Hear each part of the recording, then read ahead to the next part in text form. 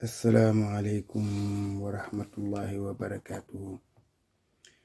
Mbokk yi ñu ñëwaat ak yéen ci waxtaan wu gàtt rek jëm ci réew mi ñu bokk ak diine ji ñu bokk ak valeur yi ñu bokk. di leen sant di leen gërëm bu baax a baax ci seen taxawaay ci liggéeyu daara ji. loolu tubaab di wax l'union fait la force. ñenn mbooloo daal mooy doole. rawatina nag mbooloom jullit moo xam ni mii ñoo bokk pas-pas bi jëm ci alquranul karim, waaye jëm ci yar sunu njaboot ci ay jikko yu ñu yaakaar. kon ñooñee nga xam ni ñoo bokk pas-pas bu ñu yëkkateendoo dara rek day woyof toy ba daanaka kenn ku du ko yëg, te dana jàppandi goo xam ni gi ku ko gis rek tey nit ku baax sa xol dana ci sedd. ñu ngi leen di sant di leen gërëm bu baax, waaye li may wax rek bàyyi leen ak aji fay ci muy suñu borom tabaraka wa taala mi tax ngeen di jëf ji. yàlla na suñu fajuk aajo àddina ak alaxira. keroog bu njàqare amee yàlla na suñu làquwaay, bu tiis amee yàlla na suñu làquwaay, bu aajo amee yàlla nay suñu fajukaayu aajo. di leen fàttali numéro bi rek 77 634 06 68. suñu waxtaan bala ñu cee dem dañu leen di gaaral jëf ju rafet yoo xam ne ji gis nañu nit def ko ci tabaski gi nga xam ne mi ngi jub si. nit nag baax mën naa bokk ci gis lu rafet lu yiw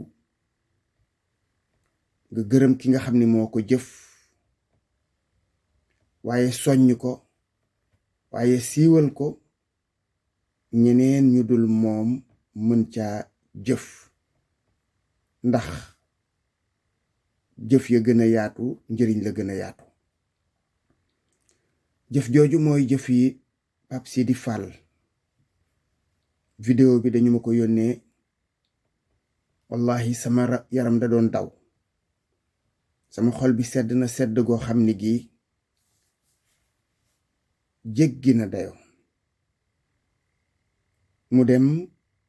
gisanteeg ay nit ñu muy liggéeyandool benn bërëb boo xam ni bii dañuy jaay ndox. man sax defuma publicité, waaye jëf ja rafet na ba mënuma bañ a tudd boroom jëf ja, muy entreprise boobu ñuy wax Kirène, wala société boobu ñuy wax Kirène. ñu jël xaalis jox ko mu dem jëndi ay xar, yeb ko ci oto di wër réew mi wala di wër dëkkub Ndakaaru di ko maye. waaye day xool ay néew ji doole yoo xam ne yii bu ñu xëyee suba dépense lañuy dàq ci seen jëf ya, muy ay góor ak jigéen yu daanaka sësul fenn. mu yëkkati xarum tabaski jox leen ñu yóbbu bégal seenu njaboot, jaamu ci yàlla. jëf jooju dey su fekkoon ne sénégalais yépp kenn ku ci nekk yaa ngi def noonu, waxaalewu malaak ñi nga xam ne nee na ñooy ay milliards lañu yor. xar fiñ tollu cher na, waaye 20 junni ku ko am lu ca topp njëgum xar génn, lu ca topp njëgum xar génn. lu mu tuuti tuuti ku ŋàbb 20 junni di nga am loo xam ne lii mën nga koo ŋàbb yóbbu ko sa kër, sa njaboot bànneexu ci, nga jaamu ci suñu boroom. nga dégg ñu ni ay nit a ngi tëdd ci ay milliards. kon ku yedd ñi nga xam ne ñii ñoom ñooy sonn di daw di wuti xar naan ku ko mënul wàcc na la, ku ko mënul wàcc na la dafa yomb trop ci réew moo xam ne mi dañu am ay réalité sociale sak ak sutura. yooyu ku ko bëgg a dindi ci diine ji danga xamul dëgg lan mooy diine. sak dafa am solo ci diine, sutura dafa am ci solo ci diine, ak yaakaar dafa am solo ci diine, surtout rawatina yaakaar yi gune yoo xam ni ñu ngi ci sa kër gis yeneen kër yi nga jël lool ñuy diri ay xar di fa dugal ñoom ñuy sag njaboot boo diriwul xar dugal ak lu xar ma tuuti tuuti rek xale yooyu yaa ngi tas seen yaakaar te yaa ngi leen di def ci ñoom benn frustration boo xam ni mën na jeexital psychologiquement kon mbir mi du mbirum mënoo ko rek wàcc na la déedéet loolu ci beneen xëy na contexte wala ci yeneen réew waaye Sénégal gi weesu nañu foofu kon ku bëgg a def lu baax def ko ku bëgg a am saw yiw yi def ko ci say bokk tàmbalee ko ci wa ma anfaqtum min xayrin falil walidayni wal aqrabin kenn ku ci nekk mbokki jege ñaale ya nga am la nga yor soo ca làmboon jox leen doo taxaw naan wàcc na leen da ngeen mënu leen ko yow mënu am toll nay jamono mënoo ko woon kazalika kuntum min qablu noonu yow ñàkkul am nga guddi yoo xam ne yi mënoo woon nangam waaye dañ laa dimbali ba nga génn ca kon amal joxeel dimbalil keneen dimbali keneen dimbali keneen bu ko ñépp doon def lépp yomb ndax ay nit a ngi fiy jënd ay xaru 1 million ay nit a ngi fi jënd xaru 2 millions xari 3 millions kookee yaakaar naa ne lu mu gàtt waroon naa mën a génnee lu dem fanweeri xar wala juróom fukki xar yoo xam ne yi day tànn ci ay bokkam kenn ku ci nekk mu jox la ko kon mënoo ko wàcc na la dafa yomb trop téel saw làmmiñ boo mënta joxe su fekkee ne tamit dangaa yor ay jegeñaale ay xarit wala ay dëkkandoo te mënoo leen a dimbali yow sa dund amul njëriñ la bu ko defee foofu daal nañu ko yëkkati ca kaw ñëpp dégg ko Pape Sidi Fall ñu ngi koy sant di ko gërëm ku dégg sama kàddu gi na nga ma ko jottalil wala ku mën a partager vidéo ba mu jot ko mu xam ni jëfam ji rafet na kawe na yiw na te suñu boroom kat mi ngi ciy teg bëtam am nañ ko yaakaar bu ko defee bala ñoo sori ci waxtaan wi ñu tegal leen ay kàddu ngeen déglu ko ba noppi ñu soog a ñëw ci faram-fàcce gi.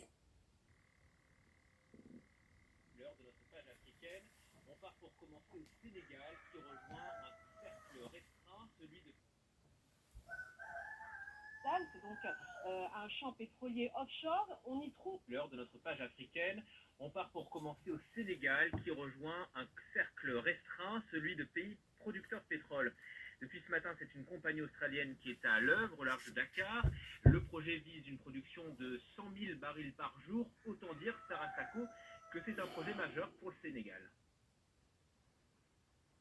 Tout à fait, Julien, on peut même parler d'une étape cruciale. Cette exploitation de pétrole, elle était attendue depuis plusieurs années. Elle avait d'ailleurs pris quelques retards, mais c'est désormais chose faite. Donc le premier baril de pétrole sénégalais est désormais sorti. Alors ce champ pétrolier, c'est le champ de Sangomar.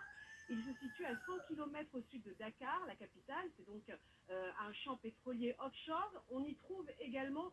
du gaz. Et c'est donc l'Australien Woodside Energy qui l'exploite et qui en détient 82% des parts. La société des pétroles du Sénégal, Petrosen, détient les 18% restants. Coût estimé de cette phase 1 de développement, 5 milliards de dollars. Et j'ajoute qu'un autre grand projet est dans les tuyaux. Il s'agit cette fois donc d'un champ gazier, Grand Tortue, qui se situe au large des eaux sénégalaises et mauritaniennes à la frontière. Là, il est attendu 2,5 millions de tonnes de gaz naturel liquéfié par an. Et cela devrait démarrer en fin d'année, donc dernier trimestre de l'année 2024. Il y a eu également du retard de ce côté-là, donc pas mal de nouvelles perspectives pour le Sénégal. Et justement, quelles retombées les Sénégalais espèrent-ils, Sarah ? Beaucoup d'attentes par rapport à ces hydrocarbures. Alors il faut savoir que les deux exploitations dont je vous parlais à l'instant, pétrole plus gaz, ont une estimation de revenus de 700 milliards de francs CFA par an. Pendant 30 ans, ça fait un peu plus d'1 milliard d'euros annuels, ce qui est bien loin des géants pétroliers, par exemple du Nigeria, pour se référer à quelqu'un sur le continent, mais ça va permettre de sérieusement booster l'économie sénégalaise qui en a besoin. Donc les Sénégalais espèrent une économie plus diversifiée, une lutte contre la vie chère, de l'emploi à la clé. Voilà, puisque donc ces exploitations, je vous le disais, on en parle depuis des années. Et puis, je vous rappelle que le nouveau pouvoir, le pouvoir de Bassirou Diomaye Faye, a promis de renégocier ces contrats hydrocarbures. Il a d'ailleurs lancé un audit dans ce secteur. Alors, d'après les nouvelles autorités, eh bien, ces contrats n'ont pas été assez bien négociés par les précédents pouvoirs. Affirmation qu'ont toujours rejeté les intéressés. Pas plus tard que dimanche, le Premier ministre Ousmane Sonko, qui tenait un meeting devant la jeunesse, l'a redit. Nous allons renégocier ces contrats. Nous l'avons affirmé et nous le ferons. Voilà à peu près les propos qu'il a tenus. Merci infiniment pour ces précisions. mbokk yi ñu ngi jéggalu sax ci qualité son bi ñu ngi ciy jéggalu bu baax son bi dafa mel ne dafa desee leer waaye loolu ni mu demee mooy miin ngeen foofu ñuy wax France 24 ci télévision yi ëpp doole ci àddina ci la bokk duñu wax itam lu ñuy làmbatu wax ji nag xam naa ne ñi déggul français dégguñu ko même ñi dégg français xëy na dégguñu ko bu baax ndax son bi kawewul dama ci mel na dama ci juum maa ngi doon wër MP3 bi pour mën ko cee teg waaye wax ji li mu wax lépp mooy Sénégal daal am nañu pétrole tàmbali nañu cee génnee waaye li ñu ci am téeméer su fekkoon da nga ne téeméeri dërëm fukki dërëm ak juróom-ñett lañ ci am fukk ak juróom-ñett ci téeméer yi fukk ak juróom-ñett loolu lañu am ci téeméer nga xam ni la ca des ñeneen ay australien réew mu sori lool ba jéggi dayo nga xam ni boo doon naaw jëm ca réew moomu tey ci avion bi su wàccul mën ngaa def lu mat fukki waxtu ak juróom benn soog a àgg foofa ak avion bi naaw te du taxaw réew mu am koom la it nag dikk ci suñu réew ñun ñu fekk fi suñuy xéewal mu dikk exploité ko yóbbu ko ñun ñu ne tocc toog 700 milliards la ñu wax juróom-ñaar téeméeri milliards ci at nga xam ni suñu budget rek dem na ñeent juróom ba juróom benn junni Macky Sall yóbbu woon na ko fa juróom benn junni milliards kon 700 milliards lan la 700 milliards lan la te loolu Macky Sall mi moo ko négocié am na ci sax lu tàmbali woon ci jamonoy Ablaye Wade yi xeeti ñaawteef ko def cim réew est-ce que yaakaar ngeen ne waruñu laa woone la lii lu mu doon man de yaakaar naa ne lii lu jara taxaw la lu jara leeral la lu jara lijjanti la te président Bassirou Diomaye yaakaar naa ne tàmbali naa taxaw ci mbir mii mu leer ndax nag Sénégal gi ñu yaakaar ne day développé day soqaliku jaare ko ci pétrole moom lépp ba moom tàmbali naa dem géej moom du pétrole la ñuy soqali de déedéet pétrole bi ngeen doon dégg juróom-ñaar téeméeri milliards a ciy génn juróom-ñaar téeméeri milliards du dara lu mën a lijjanti am réew ba mu génn ci ndóol mënta nekk te it am na beneen projet boo xam ne bii moom it gaz lañu ciy exploité booba tamit dugg na ci loxo ba fi ñu toll ni tembe buy génn duñu dikkal dara kon mel na ne yaakaar tas na yaakaar ju tas jooju nag kenn rekk ku mën a saafara muy président de la république réew yi ñu ko seqal négocier ak ñoom amuñ ci lu dul fukk ak juróom benn ci téeméer yaakaar naa ne loola dana taxaw moom ne du jeex na du fit du ci dal loolu yaakaar naa ne président dina ko renégocier ñu wax daanaat ba seet yan pexe la ñuy def ba mën a jot ci suñu alal loolu daal mbokk yi moo ne woon mëneesu leen koo gaaral ngeen xam ni kon lii lépp bokk na ci yàq yu jéggi dayo yi nga xam ni Macky Sall ak ñooñam yàqoon nañ ko ci réew mi ñoom waruñu woon a taxawati ci réew mi sax di wax kenn waru leen a may ñuy toog ci ay plateau télévision di wax wala ci réseaux sociaux yi di wax kenn waru leen ko may ils n'ont pas droit à la parole ñoom li ñu war a def mooy noppi ñox seenub genn ngir am jàmm parce que lii ku ko def cim réew mooy bañ nga askan wa soxore nga askan wa iñaane nga askan wa jéppi nga askan wa jàppoo ne askan wi sax say nawle lañ mooy maa ngi dem waaye cere ji dama ciy tuur suuf ba du ngeen ko lekk ko defee ñu yamale kàddu yi fii ba beneen assalaamu aleykum wa rahmatullahi wa barakaatu